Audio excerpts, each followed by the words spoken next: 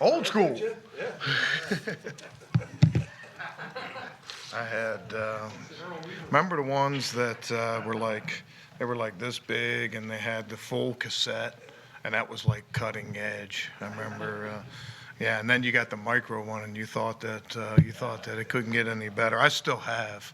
I used to use that when I was first coaching to like keep notes during the game because I mean during watching film. That way it would save me from writing down. Anyway, I have like a box somewhere of about 500 of those little micro cassettes, and you guys probably do the same. You probably, I never touched them ever again, you know. But I'm sure they're somewhere in the basement or in a box somewhere. Well, anyway, you guys don't want to talk about technology.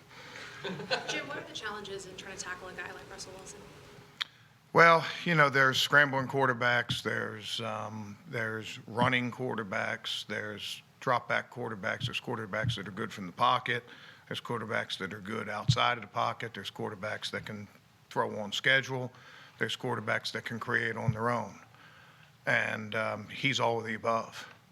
You know, so I think that you layer all those things together and it makes it a tough challenge. You have to defend perimeter plays like boots and play actions. You have to defend, you know, RPOs and zone reads. You have to defend off-schedule plays. But he can also be as good as anybody in the league when it comes to just dropping back and throw it. He's very talented that way. And he can scramble not just for first downs, but he can scramble for big plays down the field. Just an excellent competitor, and it's a great challenge this week for us. They haven't been able to protect him, it seems like, recently. Is it important for you guys to, you know, have a contained rush to keep him in the pocket, or is that too much to give away? Yeah, I mean, all your schemes are built to whether you're containing him or you're spilling him to somebody else. They're all built to try to prevent, you know, scrambles and things like that. I mean, it's obviously a different challenge this week as opposed to last. You know, our previous game plan, we were trying to get the quarterback moving. You know, I think that, you know, this is a little different story with Russell Wilson because he is very dangerous outside, but you know, he's also got some big play receivers, and he's got a really good running game behind him. So it's not just all about stopping him. Did you guys go into last week kind of expecting a trick player too from the Patriots? Well, yeah, I mean, you see it all the time with them, and they ran one early in the game, and then, you know, obviously ran one later in the game or first series of the second half.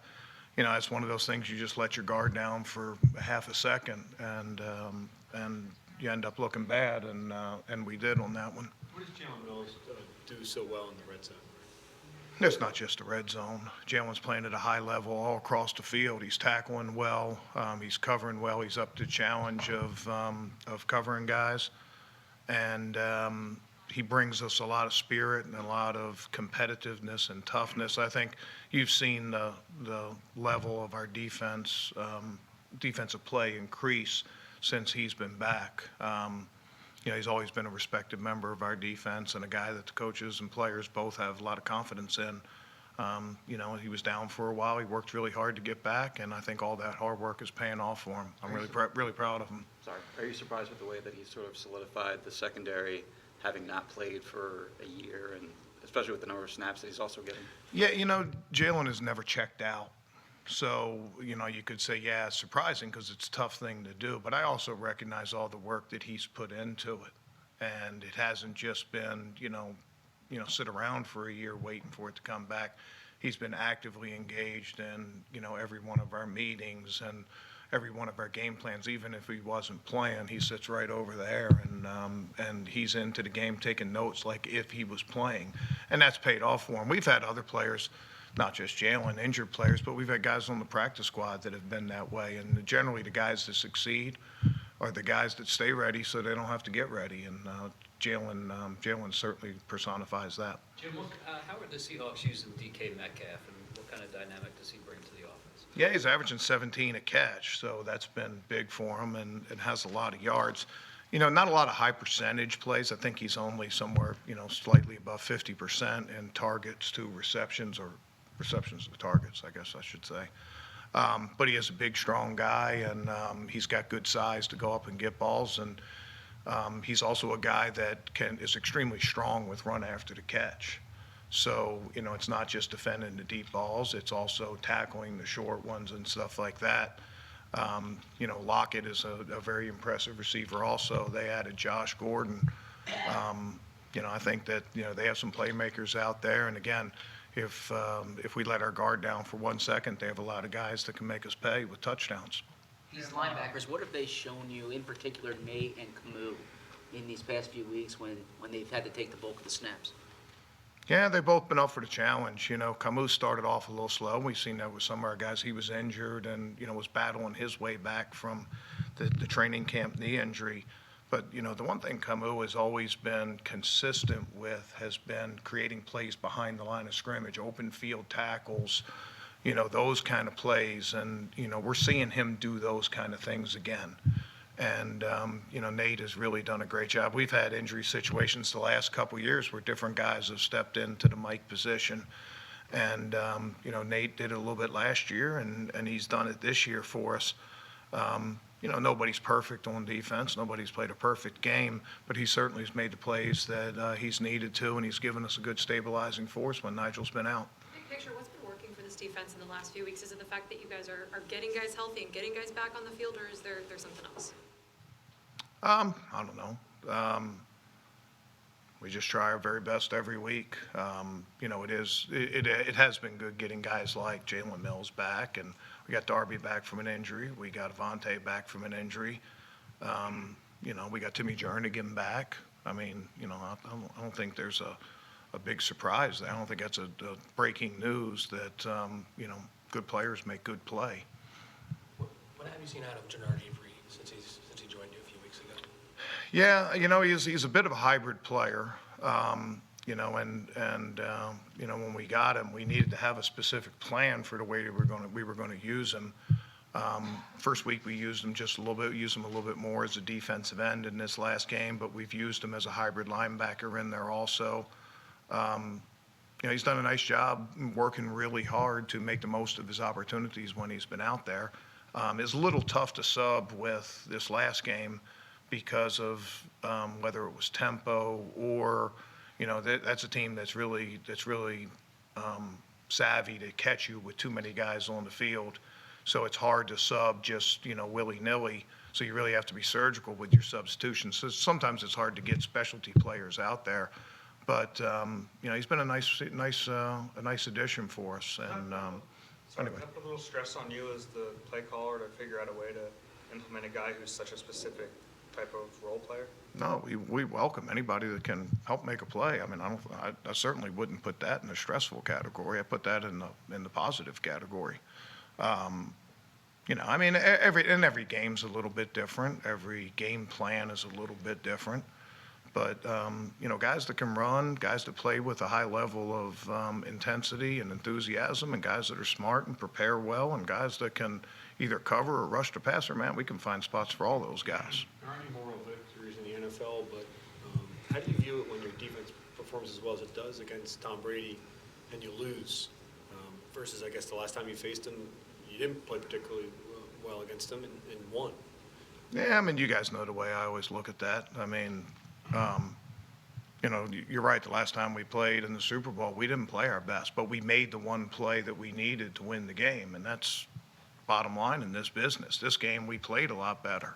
We did some really good things, but we didn't make the one play that we needed to make the game. I'd rather have a win. I think you guys are a little skeptical when I talk about the only thing that matters is wins, and I don't care about stats and everything else. But, man, I've been around a long time. I don't care about stats. I care about wins. And I certainly would exchange a win for, and having made a play that helped win the game as opposed to playing well with a loss. Nobody's trying to do that. Everybody's trying to win. So a stat question you're going to love then. Awesome. Third down defense. You guys were holding them well for most of the game, but these third and longs kind of keep coming up. What would you like to see better there? 3rd and 10, 3rd and 11, those situations. Well, we had the one trick play. We got a little too aggressive on that. If that's 3rd down and 2, and you got to go get that wide receiver screen, it's a little different situation. 3rd down and long, we could have played back a little bit more and taken that. And I know. it's never a good answer to say you shouldn't be so aggressive, but in that case, aggressiveness works against you, and I think they used that against us. I'm trying to think, I really don't recall, Yeah, there was conversion. We had the penalty. Yeah, there was a Vontae's penalty, and then there was another 3rd and 10. They converted down to the left sideline. But Yeah, they're gonna convert some. They're good offense, and, they have good receivers and good quarterbacks and good schemes and everything else. And we got bounced back the next play and win our fair share. I think when it was all said and done, I was pleased with what we had done on 3rd down. So there it is. Jim, you talked about linebackers a little bit before. Without Nigel, though, how has the communication aspect worked? Has it been seamless? Has there been any issues there? No, all those guys in training camp, we use all those guys to signal. We cross-train a lot of guys.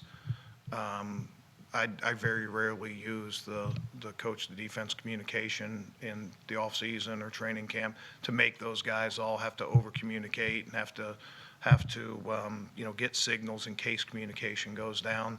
So once we put the earpiece in them, it's pretty easy. We did have a situation when Nate went down for a couple of plays. We had to switch helmets to Camus. He put it on. He just kept it the rest of that series. We've also had times this year where, we had a couple snaps where Nate came off the field, and we have a plan for those kind of communications. But our communication has been good, and those guys have done a good job of keeping everybody on the same page. We had probably 2 plays at the beginning of the second half where we were behind on their, and we were expecting tempo. We were actually expecting from the very beginning of the game. They were really switching a lot of different personnel groups early, and then second half they came out to tempo. And I think the second and third play, we were late getting lined up on 2 of those. But after that, I thought, after that, the guys did a really good job. We had worked hard at it during the week. It's not just the guy making the communication. It's everybody else getting the call and getting set and being ready. It's part of playing defense. And, when you're doing those kind of things, you're generally in position to play good defense. Will Nigel go back to that role if he plays this week? Well, we'll have to get to there when we get there. You guys know I never like to get too far ahead. Let's get him back on the practice field first, and then we'll see where that takes. Nigel's a real valuable and has been a key part of our defenses over the years. And if he is able to get back on the field for us, it'll be a good boost for us. How did Ford do as your 3rd safety? Pardon? How did Rudy Ford do as your 3rd safety? Well, we used a couple different packages there. And Rudy was one of those. It's the first time he's ever really done anything for us, and made a nice tackle in the open field for us. And we knew he could do that on special teams. It was an important role going forward. We used some corners in those positions, both last game and this game, and sort of mixed up. Rather than use 3 safeties, we've used 6 corners in some of those situations. So we spread it around a little bit. We all have things we can do better, and I think that. But we saw some good signs from him. What dictates that? Pardon? What dictates whether or not you use 3 safeties or 4 corners? It just depends on what the situation is, what personnel groups it is, what down and distance. I mean, it might take 2 hours to explain that. I mean, it's just it suffice to say, game situation, matchups, down and distance, and also what we have available. I think that that comes. Sometimes you have something you have in mind that you want to do, but maybe you have an injury, or maybe you don't have the player that can do that, so you need to change plans. It's different every single week. Okay, all right, guys.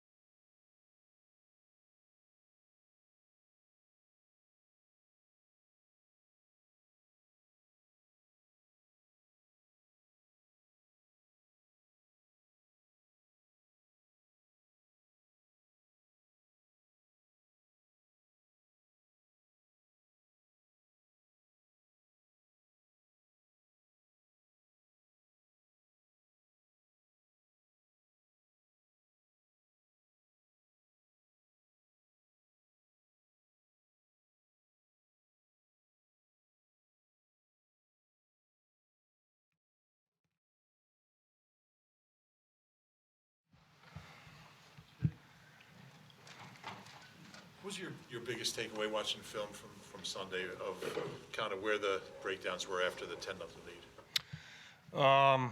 I think that we had we left a lot of plays and a lot of yards out on the field. Certainly there were some things that we need to make corrections on, which we did today, and I think from each position group to the coaching staff, we're all accountable for things that we need to improve on in order to play the kind of football that we want to play. In order to play the kind of football you need to play to beat a good team like the Patriots. In the portions of practice that we've seen, or that we saw last week, you were spending a lot of time with the wide receivers. Was there something specific to that? Are you spending extra attention with that group?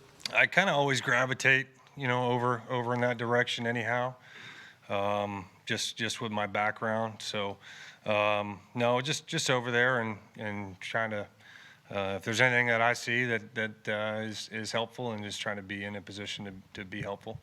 Mike, you were credited a lot with Nelson's emergence in 2017 when you came aboard. Obviously, this year there's been a significant regression in his performance, just based upon the numbers alone and what we've seen. When you stand back and look at Nelson, what has changed over these last 2 years? From 2017, I don't know, Jeff. I would say that that's probably not fair. Okay. I would say that over the last 2 years, he's had to wear a lot of different hats in our offense due to the attrition at the position, and one of his strengths is his mental flexibility and his ability to learn. He knows the entire system as well as anybody, so he's able to handle a lot from that standpoint. But the flip side of that coin is that then he gets moved around. In 2017, he was really able to really just kind of stay in one spot. Each and every week we were healthy the entire year, and we had the same 3-4 guys rotating and performing the same job. So, his job description has changed over the last couple of years and due to necessity. And I understand the question, but to me he's still the same player. Go ahead. Two plays in particular that stood out in the game was the one in the back of the end zone. Yeah. When he ran out of bounds. Is there something he could have done differently there? And then obviously the one that. You talking about the play before the touchdown? Yes. Is that the play you're talking about?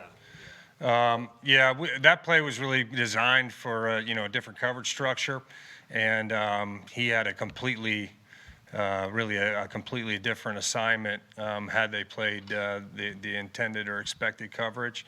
And so he was really just reacting to the situation as the play got extended, and then the ball took him, to the corner of the end zone on that one. On the last play, when they went 0 and we laid the ball out there, Carson was trying to give him an opportunity to make a play. That's a tough adjustment based on the direction, the target line that we have him on. And then, where the ball kind of fell back over his inside shoulder, and he's the kind of guy who say he'd love to make that play. But that wasn't a routine play. That would have been a really, really good play, and two guys making a really good play in the circumstances that, called for it, but we didn't get it done. What have you With seen Nelson, so far? are you What have you looking seen at- so far from Jay Ajayi in terms of his conditioning, and how close is he to the guy that he was before he got injured? It's probably really too early for me to answer that question fairly. He did a nice job in our workout, but we haven't been on the field with him really since then. I mean, we're excited to have him back, and obviously get him integrated here starting tomorrow. With Nelson, are you considering possibly putting him back into the role regardless of what's going on with the other receiving spots that he had in 2017? Well, he is used in that role. It's just he's spread out and doing a bunch of other things as well. So trying to manage that is one of the things that we got to do. And again, putting him in the best position to be successful and do the things that he does really well. And got a lot of confidence in Nelson Aguilar. He's been one of the reasons why we've had success here, and I know he'll continue to be one. Has there been much consideration, Mike, given Greg Ward an opportunity at any time this season? Yeah, I mean, Greg's done a terrific job for us at practice. He makes a couple plays every day out there, and he's certainly somebody that we have a lot of confidence in should we need to call on him. So I don't know when that might be, but he'll be ready when it comes. Doug was saying that Andre Dillard will work this week at right tackle. Right. I mean, I'm not sure if you guys have ever seen him there. Yeah, he played some right tackle for us. We had him cross-training, I think some in training camp. So we've seen him over there. What kind of potential does he have at that spot? Well, I mean, just like he went on the left. It's just, in cross-training, changing up your stance and which hand's on the ground and your footwork and all those kinds of things. It probably seems easy, but not necessarily as easy as a lot of these guys make it look. And so now he'll be able to work over there this week on the right. And, I think that'll obviously benefit him for the game, being able to get there, the full-time work. The aggressiveness that you guys started showing a couple of years ago, when you got here in 17, I guess, that was kind of a relatively new thing in the NFL at the time, to go for it on fourth down, to be as aggressive. How hard is it to maintain that innovativeness, that freshness over time in this league, once coordinators start to, opposing coordinators start to figure out what you guys are doing? Yeah, really good question. I think just in general, it's you have to try to always stay one step ahead of the posse, if you will, and whether you're talking about in those critical situations or just your general offensive structure, trying to do things differently, but still maintain the same order, for the guys that are here, so that you're not remaking yourself all the time, but you have to find new and fresh ways to do old things, and that's part of the challenge. And then in addition to that, you got to solve problems that the defense presents every week, and that's why we spend so much time in here trying to figure those things out. You guys suffer the absences because of injury that you guys have. Does missing the player matter more, or do positions matter more? And what I mean is, if you lose a particular player that you're deep at a position you're deep at, is that less meaningful than losing your, I don't know, I'm thinking of Lane, like your starting right tackle. Like Yeah, that might if you matter. speak specifically, I could probably help you the answer, but Lane is a terrific player. So to say that, next man up, and we certainly believe that and have a high standard of, what we expect our performance to be, regardless of who's in the game. We got a lot of confidence in V and his ability to go in there, but Lane's a starter, and he's a starter for a reason, and he's a really good player. But to say that, I don't want that to sound like an excuse. I mean, we still expect to be able to play Eagle football. As you evaluate, I don't know if that's, okay, all right. as you evaluate Carson, grade Carson, whatever verb you want to use there, I guess what consideration do you pay to the attrition at wide receiver, like you mentioned? Is it purely the result of the play, or do you consider those other factors? Can you ask me that one more time? Sorry about that. That's Yeah, all right. so as you evaluate Carson, Yeah. how much attention do you pay to what he's working with, as opposed to kind of just what the expected result of the play is? I got you. I think you have to factor both of the things, and keep both those things in mind. And I probably have a similar answer as before. Regardless of who's in the game, we have a high standard of performance, and whether we're talking about guys that aren't in it at receiver or right tackle or running back or whoever they may be, we're preparing and we're practicing to go play our best football and to go play winning football. And we didn't get that done. And we're obviously very disappointed in that, but certainly wasn't for lack of effort. And we're going to go back and we're going to work harder this week than we did last week. And you got to give the Patriots a lot of credit. They did a nice job. They've got a good team. They've got a good defense. But we certainly expect to perform better than we did. Love the way we started, but just there was enough in between there that we got to get cleaned up, and that we're confident that we can do better, regardless of who's in the game. Mike, when it comes to Carson, Doug said that one of the learning points from this game is to take kind of what the defense gives you at certain times. He's also a quarterback that is very good at improvising and creating. I'm wondering how you define that for him. Like, what moments do you want him to be that Carson versus the one that's just taking what the defense gives him, and how do you define that for a quarterback? Yeah, I think, Tim, that it's maybe two different things.